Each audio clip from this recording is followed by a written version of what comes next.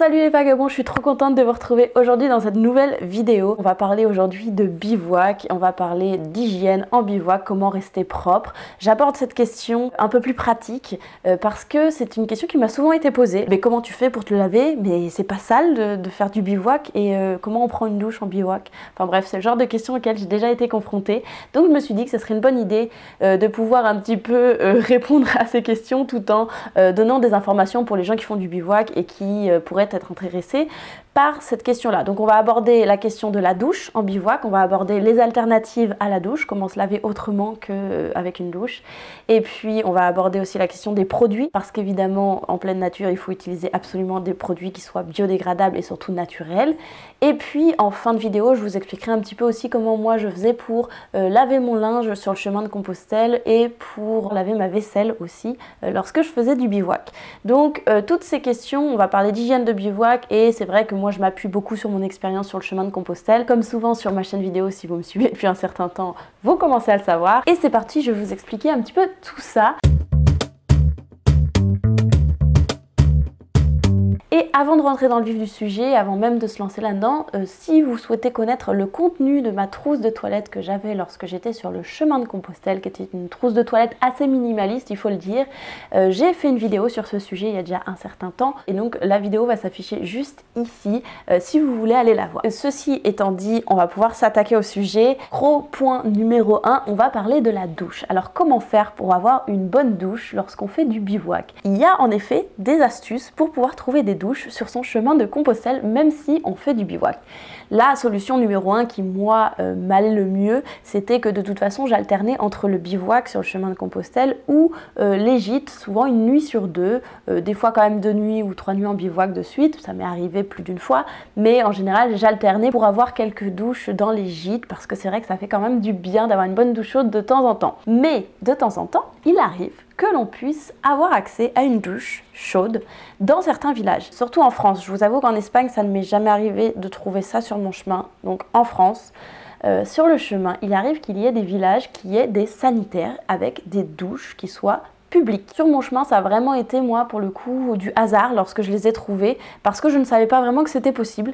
Et c'est dans des petits villages où je suis tout simplement allée aux toilettes, et là, j'ai découvert qu'il y avait des douches. Et donc, en voyant ça sur mon chemin, je me suis dit, bah, pourquoi pas plus souvent demander aux gens, aux locaux, s'il existait des douches publiques dans le village. Donc ça m'est arrivé à 2-3 reprises sur mon chemin de français de demander s'il y avait une douche parce que bah, c'est toujours très agréable de pouvoir prendre une douche. Donc des fois c'était soit le soir, j'arrivais dans le petit village, il n'était pas encore très tard et je prenais une douche parce qu'on m'avait indiqué qu'il y en avait une, et ensuite je continuais un peu plus loin pour aller bivouaquer vraiment dans la nature, un petit peu plus perdue, cachée comme j'aime le faire, parce que ma pratique du bivouac elle est plus vraiment dans la nature que dans les petits villages. En tout cas, c'est ma pratique personnelle, hein. Bien sûr, on peut bivouaquer aussi dans les villages si c'est quelque chose que vous appréciez. Il y a une dernière option pour prendre une douche en bivouac. Oui, c'est une option assez spéciale que j'ai découverte sur le chemin de Compostelle, parce que j'ai découvert une pèlerine qui avait cet outil et qui se douchait de cette manière. Alors c'est un outil que je vous ai déjà présenté dans d'autres vidéos lorsque j'étais partie sur mon chemin. Donc après mon premier chemin de Compostelle, je suis partie faire une variante depuis Conques en France jusqu'à Toulouse. Il y a une variante du chemin de Compostelle qui relie Conques à Toulouse, et moi j'avais fait plusieurs jours sur cette petite variante, et je vous ai donc présenté ma bouteille douche que je me sers comme douche, vraiment uniquement à ces fins là. Je ne vais pas forcément la présenter au complet parce que je l'avais déjà présentée dans une vidéo précédente qui va s'afficher ici si vous le voulez. Je m'en étais pas servi sur ce chemin de Compostelle en Aveyron parce qu'il faisait trop froid, et c'est vrai que c'est une douche qu'on va utiliser en pleine nature, donc à l'extérieur. Sur le chemin de Compostelle, honnêtement, moi j'avais pas fait le test, mais la personne que j'ai rencontrée qui avait cette douche vraiment le faisait, et elle me disait à quel point ça faisait du bien parce qu'il faisait chaud. C'est en Espagne en juillet et il n'y a aucun problème à pouvoir se doucher quand on est en pleine nature, un peu à l'abri des regards évidemment, parce qu'il faut quand même pouvoir avoir un terrain pour pouvoir se doucher au complet ou garder ses sous-vêtements, mais bon, un petit peu d'intimité quand même pour pouvoir le faire, donc c'est quand même plus quand on est dans la nature. Par contre, j'ai fait le vrai test de cette bouteille douche sur mon Camino del Norte, c'était donc en juin de l'année dernière, et en effet il faisait très chaud, très beau, et lorsque je campais vraiment dehors en bivouac, et bah j'en ai tout simplement profité à fond parce que ça faisait trop du bien. En plus ça sèche très rapidement vu qu'il fait chaud dehors, qu'il y a du vent, il n'y a aucun problème à se doucher en extérieur, au contraire c'est très agréable. Évidemment par contre quand il fait plus frais, plus froid, même encore en mars, avril, mai, c'est pas une option que je vous conseillerais parce que c'est assez froid. Donc pour vous la présenter un petit peu rapidement, ça se présente comme ceci, en deux parties. Il faut une bouteille, alors peu importe, hein, moi c'est une bouteille 500 ml en plastique un petit peu épais quand même, hein, pour qu'elle puisse durer un peu dans le temps. Et vous avez deux bouchons, les mêmes bouchons de la même marque, un qui va être classique, entièrement, et un autre. À l'intérieur de ce bouchon, j'ai fait des trous, je ne sais pas si on le voit bien à la caméra, 3 gros trous. Alors on peut en faire plus si vous voulez qu'il y ait plus d'eau qui coule, et vous venez tout simplement le mettre dessus. Et je m'en utilisais comme ça, vous la mettez à l'envers, soit il y a une technique qui consiste à la mettre dans un arbre et l'attacher avec de la ficelle dans un arbre pour qu'elle coule en continu.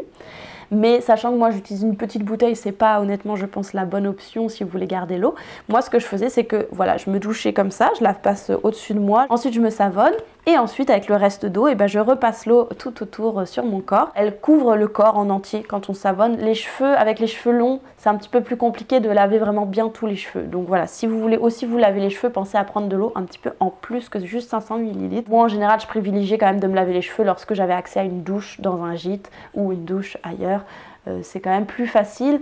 En plus le soir quand il fait froid de se doucher les cheveux en extérieur quand on a les cheveux longs qui sèchent pas forcément tout de suite, ça peut vite vous faire attraper froid d'avoir les cheveux mouillés dehors. Donc privilégiez peut-être de les laver dans les gîtes si vous alternez avec les gîtes. Si vous faites que du bivouac, et lavez-les-vous quand vous le pouvez et quand ça peut se sécher assez rapidement quand même. Donc voilà, c'est une toute petite astuce. Toute simple, ça pèse quelques grammes en plus dans votre sac à dos et ça peut vous permettre aussi quand même de transporter un peu d'eau en plus. Donc cette bouteille, moi je la remplissais quand je savais que j'allais me chercher un lieu de bivouac vers 5, 6, 7 heures selon la soirée, selon le temps qu'il fait dehors. Et je la remplissais en entier. Et je savais qu'au moins comme ça, si je trouvais un lieu de bivouac après, dans les prochains kilomètres, je pourrais m'arrêter. Et donc on en vient à justement la dernière option qui reste lorsqu'on veut se baigner au complet. Donc c'est une alternative un peu à la douche. C'est lorsque on peut trouver un lieu de bivouac qui est proche d'un lac ou d'un cours d'eau ou toute source d'eau en fait à proximité. C'est quand même une bonne option parce qu'on sait qu'on va pouvoir s'y baigner quand l'eau n'est pas trop fraîche et qu'il fait chaud encore dehors. Mais c'est vrai que c'est pas tous les soirs qu'on trouve un endroit avec un point d'eau. Juste 2-3 précautions à savoir lorsque c'est le cas. Il ne faut pas installer son campement ou planter sa tente à proximité du point d'eau, il faut vraiment prendre plusieurs mètres d'écart. Et puis l'autre chose, c'est que ça attire beaucoup les moustiques, hein. Faut savoir, souvent un point d'eau stagnant surtout, ça peut attirer vite les moustiques et l'humidité dans la nuit, donc c'est pour ça que c'est bien de quand même s'éloigner. Et puis l'autre chose surtout, ne déversez pas votre eau savonneuse directement, ne mettez pas votre savon ou votre corps avec le savon dessus directement dans l'eau s'il vous plaît. Donc baignez-vous, allez dans l'eau, sortez de l'eau, à quelques mètres savonnez-vous, ayez quand même un bac d'eau ou quelque chose pour pouvoir voilà, vous rincer. Ensuite vous pouvez retourner dans l'eau si vous voulez une fois que vous êtes propre, mais ne mettez pas s'il vous plaît votre eau savonneuse dans l'eau directement parce que forcément ça la pollue.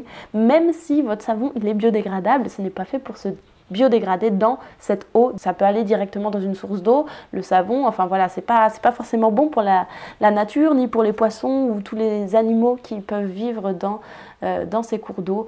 Donc voilà, c'est juste un petit truc à savoir. En fait, c'est parce que c'est vraiment en étant versé dans la terre que le produit que vous avez utilisé, le savon ou toutes sortes de produits, même s'il est naturel, va pouvoir vraiment s'infiltrer et se biodégrader à travers la terre. Ça, c'est une option si on a un cours d'eau à proximité, mais c'est pas toujours le cas et c'est pas toujours prévisible en plus d'avoir de l'eau à proximité. Donc si c'est pas possible pour vous de prévoir ou de savoir, il est toujours bon de prendre de l'eau en abondance quelques heures avant de pouvoir aller trouver son lieu de bivouac. Donc on va parler des alternatives à la douche. Il y en a plusieurs. C'est toujours la même chose, ça consiste à se faire une toilette corporelle avec différentes manières de faire sa toilette, à surtout l'objet qu'on va utiliser pour faire sa toilette qui va changer. Alors il y a tout simplement, moi au départ j'utilisais un gant de toilette vraiment tout classique en coton qui me permettait aussi de mettre mon savon mouillé à l'intérieur, ça j'aimais bien. J'avais toujours utilisé un gant de toilette lorsque je faisais du camping précédemment. Le désavantage, je dirais, du gant de toilette, c'est que c'est quand même assez épais et que ça met du temps à sécher. En fait, c'est comme finalement la serviette en éponge. En général, quand on fait de la rando, on va pas utiliser une serviette en éponge, mais une serviette en microfibre. Et pour vous montrer, moi j'ai une serviette de cette taille-là, hein, pour me sécher le corps au complet. Cette taille-là et pas plus grand, voilà. Je trouvais ça dommage d'avoir un gant de toilette qui pèse quasiment aussi lourd que ma serviette de toilette. Donc il y a une autre option qui est de prendre un morceau à nouveau de serviette microfibre. Alors celui-là c'est un que j'ai acheté qui était tout fait comme ça et qui a même une petite poignée pour pouvoir l'accrocher au sac à dos, comme ça il vient se clipser sur le sac à dos pour qu'il sèche dans la journée. C'est vraiment pratique et puis c'est tout fin, tout simple et ça sert vraiment comme un gant de toilette, comme une éponge pour venir se laver le corps. Je m'en servais exclusivement à ça. C'est une bonne alternative plutôt qu'un gant en coton. Ça sèche plus rapidement et c'est plus léger. Il y a d'autres alternatives que j'ai découvertes plus récemment. Il y a l'option des petites lingettes sous forme de pastilles. Donc ce sont des petites lingettes comme ça. Vraiment là j'en ai 4 dans mon paquet. Des lingettes toutes simples, toutes petites et je vous les ai présentées donc à nouveau sur ma variante de Compostelle en Aveyron sur le chemin donc de Conques à Toulouse. Donc dans cette vidéo qui va à nouveau s'afficher, je vous avais présenté sur le terrain comment ça se présentait ces petites lingettes. J'avais eu envie d'essayer. Honnêtement, j'ai pas été assez convaincue pour continuer à les garder et la preuve en est qu'il m'en reste encore que je n'ai pas utilisé. Donc c'est vraiment des lingettes qui sont déshydratées, là elles sont présentes sous une petite forme comme ça et qui vont venir se défaire avec de l'eau lorsqu'on leur rajoute de l'eau dedans. Et c'est pratique pour se laver, mais moi ce que j'aime pas en fait c'est le côté que c'est utilisation unique et jetable qui n'est pour moi pas un grand avantage parce que bah, évidemment je préfère avoir des produits que je peux réutiliser et donc qui sont meilleurs pour l'environnement. C'est une option qui existe, sachez-le, mais peut-être pas la meilleure. Ensuite, moi, plus récemment, j'ai découvert, c'est quelque chose que je vous avais présenté, je pense, lors de mon départ sur le chemin de Compostelle, cette fois au départ de Rouen, de chez moi. Ce sont des petites lingettes à base de fibres en bambou. Alors celle-ci, c'en est une que j'ai fait moi-même avec, bon, derrière, c'est plus pour la maison, celle-là que j'ai fait parce que j'y ai mis un petit tissu derrière pour que ce soit plus mignon. J'ai acheté un grand morceau de tissu en fibre de bambou et c'est moi qui l'ai découpé. Et puis pour la randonnée, je m'en suis fait un comme ça, tout simple, hein, voilà, qui est tout mou. Ça a l'avantage, pareil, comme le microfibre, d'être plus facile à sécher, plus rapide et d'être plus léger qu'un gant de toilette. Donc moi, vraiment, cette petite option-là. Mais je suis en train de voir si peut-être j'emmènerai pas même juste un tout petit carré comme ça pour se laver dans les futures randonnées que je vais faire, parce que finalement pourquoi pas aller vers vraiment le plus petit et le plus léger et qui sèche encore plus vite, voilà. Donc mais j'ai apprécié vraiment la fibre en bambou là seulement parce que bah, c'est plus écologique en plus comme tissu, c'est quelque chose qui sèche vite, c'est tout fin, c'est super agréable. Donc ça c'est vraiment l'option que j'ai adoptée en ce moment. En termes de produits, déjà donc toujours prendre un produit qui soit biodégradable, naturel, qui soit bon pour l'environnement s'il vous plaît. Ne prenez pas des produits avec des additifs chimiques à l'intérieur, que ce soit du parfum, toutes sortes de choses en plus qu'on peut rajouter dans les savons. Dès que vous voyez un savon qui soit avec une liste grande comme ça d'ingrédients, en général c'est pas bon signe. Donc vraiment privilégiez des savons qui soient le plus naturel possible, enfin 100% naturel même. Faites attention des fois aux arnaques un peu des savons qui se disent biologiques parce que ça ne veut pas forcément dire biodégradable et bon pour l'environnement. Donc voilà, faites juste attention. Le savon solide est pour moi de loin le savon le mieux à utiliser lorsqu'on est en bivouac parce que c'est le plus pratique, tout simplement parce qu'il n'y a pas l'eau à l'intérieur. Un savon liquide va contenir de l'eau, donc vous allez avoir un poids plus lourd pour une quantité moins grande de savon. Donc le savon solide d'après moi c'est le meilleur et moi j'utilise en tout premier lieu sur mon chemin de 3 mois j'ai utilisé un savon de Marseille qui se présente donc comme ceci et le mieux c'est donc de ne pas l'emmener le savon en entier comme vous pouvez le voir. Moi j'en ai coupé un morceau parce que vous pourrez vous réapprovisionner au fil de votre chemin. Faites bien attention lorsque vous avez acheté du savon de Marseille parce que malheureusement ce n'est pas contrôlé comme appellation, donc n'importe qui peut appeler son savon de Marseille un savon de Marseille alors que ce n'en est pas un. Donc faites attention à qu'il n'y ait que vraiment les huiles, huile d'olive surtout parce qu'il y a des savons de Marseille qui sont des vrais sauf qu'ils sont faits avec de l'huile, non pas d'olive mais de l'huile de palme malheureusement. Il aura une couleur verte, si c'est que de l'huile d'olive dedans ça sera une couleur verte et il n'y a pas d'additif, il n'y a pas de parfum rajouté, voilà. Donc moi je lave tout avec ça sauf mes cheveux parce que j'avais déjà fait l'essai, hein. Je suis passée par nombreux essais pour laver mes cheveux avec d'autres alternatives qu'un vrai shampoing et malheureusement savon de Marseille moi ça le faisait pas trop. Mais le gros avantage donc avant de passer à autre chose du savon de Marseille c'est que c'est biodégradable puisque c'est entièrement naturel. Et puis voilà, ça peut servir un petit peu à tout et même à laver son linge et même à laver sa vaisselle. Depuis pas longtemps, j'ai découvert un savon qui est vraiment une très bonne alternative selon moi parce que j'apprécie le fait que je puisse l'utiliser vraiment pour tout cette fois, qui est le savon donc du Dr Bronner, ça s'appelle. Je suis désolée, je fais un petit peu de la pub même si évidemment je ne suis pas sponsorisée par cette marque. Moi je l'ai acheté donc à la menthe poivrée, ce savon, parce que je voulais le tester. C'est un savon qui se dit être pour tout et même pour les dents. Alors je sais qu'il y a des gens qui se lavent les dents aussi au savon de Marseille, hein. C'est possible, hein, il n'y a pas de raison, ce n'est pas toxique. Et l'avantage donc de ce savon que je viens de vous présenter, c'est que c'est un savon donc à la menthe poivrée, et donc c'est un petit peu plus le goût d'un dentifrice lorsqu'on s'en sert pour les dents. Et j'ai tout à fait réussi de m'en servir pour les dents et je m'en sers pour tout le reste, le corps. Les cheveux j'ai essayé. Un peu moins de succès aussi pour les cheveux, mais au moins le corps, les dents, la vaisselle, tout ça, le linge, tout. On m'a dit que ça pouvait aussi servir en déodorant le matin, d'en passer un petit peu sous les aisselles, donc pourquoi pas aussi. Et moi donc je m'en suis coupé un petit morceau que j'utilise sur mes différents chemins là en ce moment de Compostelle. Et pour l'instant, bah, ça marche très bien et j'en suis très satisfaite. C'est pour ça que je vous en parle. Et je pense que je vais plus aller vers lui que vers le savon de Marseille, parce qu'en plus le savon de Marseille a une odeur quand même un petit peu plus forte et souvent ça a donné un petit peu l'odeur à toutes mes affaires dans mon sac à dos, donc je préfère aller vers une odeur un peu moins forte de la menthe poivrée qui me sert en plus pour mes dents aussi et qui est encore une fois 100% biodégradable, hein. C'est un savon qui est tout naturel, c'est très bien pour l'environnement. Enfin, c'est mieux en tout cas, très bien, je ne sais pas, mais mieux qu'un savon qui ne soit pas biodégradable et pas naturel surtout. Ah oui, c'est vrai qu'il existe aussi le savon d'Alep, hein, évidemment, c'est un savon aussi naturel, 100% naturel, qui est tout à fait recommandable. J'en utilisais avant, j'ai juste arrêté d'en utiliser parce que je me suis tournée vers le savon de Marseille que je trouvais plus facile à me procurer. Dernier produit, des fois qu'on trouve aussi dans les magasins plus de sport en général, ce sont les produits qui se disent biodégradables et tout usage, multi-usage, mais qui est un produit liquide, parce que souvent c'est un produit concentré et qui va servir à tout. J'en ai déjà utilisé lorsque je faisais du camping il y a vraiment longtemps de ça. Le désavantage en randonnée, moi je trouve, de ce savon là, c'est comme il est concentré, il va falloir avoir une grande quantité d'eau dans lequel déverser et avoir surtout aussi un récipient dans lequel pouvoir déverser et puis faire diluer le savon. Donc c'est bien en camping lorsqu'on a plus du matériel en camping, en voiture, avec un véhicule, parce que c'est pratique. En randonnée en tant que telle, c'est plus compliqué à utiliser, moi je trouve, et encore une fois c'est liquide, donc je trouve que si jamais il se déverse dans le sac ou n'importe quoi, c'est un peu moins pratique à utiliser, je trouve. Après, c'est mon opinion, mais sinon, ça peut être une très bonne chose. Pour les cheveux, dernière chose, moi, alors c'est un peu spécifique, j'ai essayé plein de choses. Quand je suis partie sur mes 3 mois de Compostelle, j'avais essayé d'utiliser que du bicarbonate de soude pour nettoyer mes cheveux. Ce qui n'a pas été très bon pour mes cheveux, je dois dire, ça n'a pas vraiment fonctionné. Donc, je me suis rabattue sur ce que j'utilise depuis un certain temps. Et donc, c'est du Rasoul. Ça se présente comme ça, sous la forme vraiment de petites écailles de terre, hein, en fait, comme ça.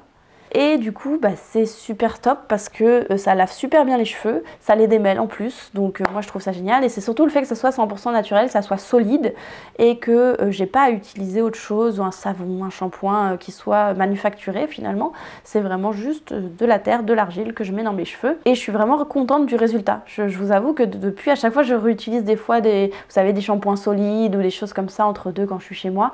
Et je les trouve pas aussi bien, aussi bons que le Rasoul, donc cette terre toute simple qui vient du Maghreb. Bon, c'est plus une astuce pour les filles, je pense, parce que les hommes, j'imagine qu'un savon assez simple, hein, quand on a les cheveux courts, bon, ça dépend peut-être aussi du type de vos cheveux, en fait. C'est à essayer.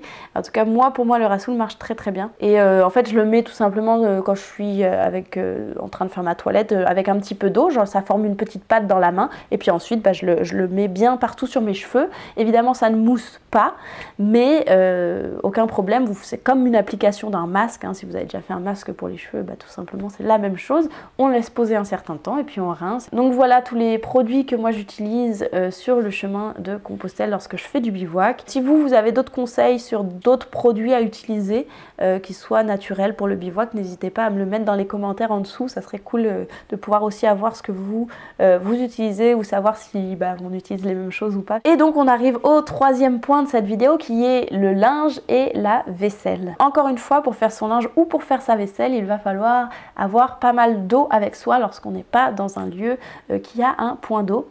Donc prévoir, évidemment prévoir. Donc pour faire la vaisselle, si il vous reste plus du tout d'eau, bah, moi ça m'est arrivé plus d'une fois de faire ma vaisselle avec du papier toilette, hein, tout simplement, d'enlever le plus gros on va dire avec le papier toilette parce que j'avais pas d'eau et que je voulais quand même nettoyer un peu les casseroles pour pas que ça colle à l'intérieur. Et sinon l'autre option, donc faire sa vaisselle tout simplement à l'eau. Encore une fois, ne déversez pas directement votre savon dans le cours d'eau si vous le faites dans le cours d'eau. Et puis moi je le fais avec la main, hein. J'utilise pas d'éponge ou quoi, hein. De toute façon je la fais pas vraiment de la grande cuisine lorsque je suis en bivouac, donc c'est pas forcément très sale dans la casserole.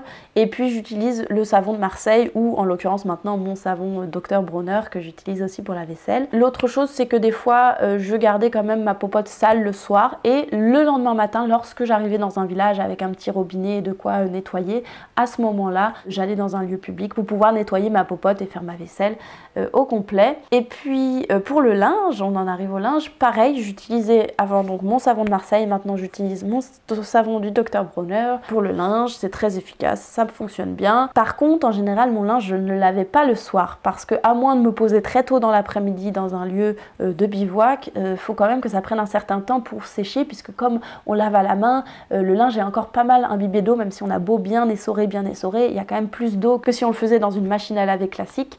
Donc faut quand même que ça prenne un certain temps pour pouvoir sécher. Et comme le soir souvent le soleil se couche ou alors on est sous des arbres, en forêt, dans un coin caché où il n'y a pas forcément beaucoup de rayons de soleil qui viennent pouvoir sécher le linge. Donc en général je ne le faisais pas le soir, je trouvais pas que ça soit la bonne option parce qu'en plus après dans la nuit je range toutes mes affaires pour que ça soit tout à l'intérieur de mon campement ou dans mon sac à dos lorsque je faisais de la belle étoile. Mais si jamais vous avez lavé votre linge le soir ou dans l'après-midi et qu'il est encore un petit peu juste humide, le petit conseil à faire c'est de mettre dans votre sac de couchage les habits qui vous restent qui sont un peu humides, comme ça avec la chaleur de votre corps à l'intérieur du sac de couchage ils vont finir par sécher complètement. Le lendemain pas de souci pour les porter, ça c'est la petite astuce. En général moi je le faisais soit le matin, pareil comme la vaisselle, j'allais jusqu'au prochain village et puis si là je trouvais une petite fontaine ou un endroit où je pouvais voilà, avoir de l'eau, je lavais mon linge, tac tac tac. Et ensuite je le mettais sur mon sac à dos avec mes fameuses épingles à nourrice pour attacher sur le sac pour que le linge puisse sécher vraiment tout au cours de la journée parce qu'en général quand on est toute la journée dehors avec le soleil, et ça sèche super rapidement. L'autre chose à savoir c'est que quand même moi j'avais un peu de mal à ne faire que de laver mon linge à la main. J'avais besoin de temps en temps, alors c'est peut-être psychologique encore une fois, mais je me disais que je portais tout le temps les mêmes vêtements, donc j'avais besoin de faire une machine à laver quand même assez régulièrement, toutes les plutôt 2 semaines en général quand je pouvais. Dans les gîtes ou dans un lavomatique dans les villages qu'on peut trouver. Donc soit si j'étais dans un gîte un soir et qu'il y avait une machine à laver, en général ils vous demandent quelques euros en plus pour pouvoir faire une machine à laver. Et donc voilà, on faisait en commun souvent avec d'autres pèlerins. Ah j'ai envie de laver mon linge, t'as envie? Bon vas-y, on met tous dans la machine à laver. Et soit il y avait une sécheuse à côté et on faisait sécher dans la machine, ou alors on faisait sécher toute la nuit, mais vu que c'est en intérieur, il n'y a pas de souci pour que ça sèche en une nuit en général. Sur le Camino del Norte, j'ai découvert ces fameuses petites sécheuses manuelles un petit peu. Donc c'était dans les auberges, on vous propose que vous laviez votre linge à la main et après il y a c'est des petites boîtes. Moi je trouve que ça ressemblait, vous savez, les essoreuses à salade qu'on fait à la main, et c'est un peu la même chose sauf que c'est pour le linge. Donc vous mettez votre linge à l'intérieur et avec le pied vous actionnez la pédale pour que ça tourne à l'intérieur et que ça puisse s'essorer un petit peu plus que quand on lave à la main. C'est vrai que c'est pas facile de bien essorer et donc je trouvais ça fantastique parce que ensuite vous vous mettiez à sécher dans le gîte et vous étiez sûr qu'au moins le lendemain matin ça serait sec vos vêtements. Et à plusieurs reprises sur le Camino del Norte j'ai vu ces petites boîtes comme ça, alors je sais pas si ça a un nom. Bref voilà, ça vous donne une petite idée de comment je faisais moi pour rester propre lorsque je faisais du bivouac, que ce soit le corps, les cheveux, les dents, le linge, la vaisselle. C'est comme ça que je faisais, c'est tous ces produits que j'utilisais et puis c'est un petit peu les habitudes après qu'on prend, chacun a les siennes. N'hésitez pas à me donner les vôtres dans les commentaires en dessous, ça me fait toujours plaisir d'avoir aussi vos astuces à vous, de pouvoir partager avec vous et d'échanger sur différents thèmes sur le chemin de Compostelle et sur le bivouac. D'ailleurs j'en profite comme je parle de bivouac dans cette vidéo pour vous rappeler que mon petit guide du bivouac sur le chemin de Compostelle est toujours disponible entièrement gratuitement. Je vais mettre le lien dans la description qui est sous cette vidéo si vous voulez aller recevoir ce petit guide. Et donc n'hésitez pas, il y a vraiment toutes sortes d'infos d'infos sur le bivouac dans ce guide. J'espère que cette petite vidéo vous aura plu sur ce sujet spécifique. J'espère aussi qu'il vous aura permis de casser un petit peu les idées reçues sur le fait que le bivouac soit sale et pas hygiénique. C'est pas forcément la grande douche tous les soirs, mais il n'y a rien de sale à ça. Enfin, en tout cas, moi, c'est mon point de vue. Si cette vidéo vous a plu, comme d'habitude, n'hésitez pas à y mettre un petit pouce en l'air, ça encourage toujours un petit peu plus. Et n'hésitez pas à vous abonner à la chaîne aussi. C'est juste en dessous, il y a un bouton rouge qui s'affiche et puis vous pouvez cliquer sur la petite cloche qui est à côté pour pouvoir recevoir toutes les notifications à chaque fois que je publie une nouvelle vidéo. Je vous fais plein de gros bisous et puis à mardi prochain. Salut!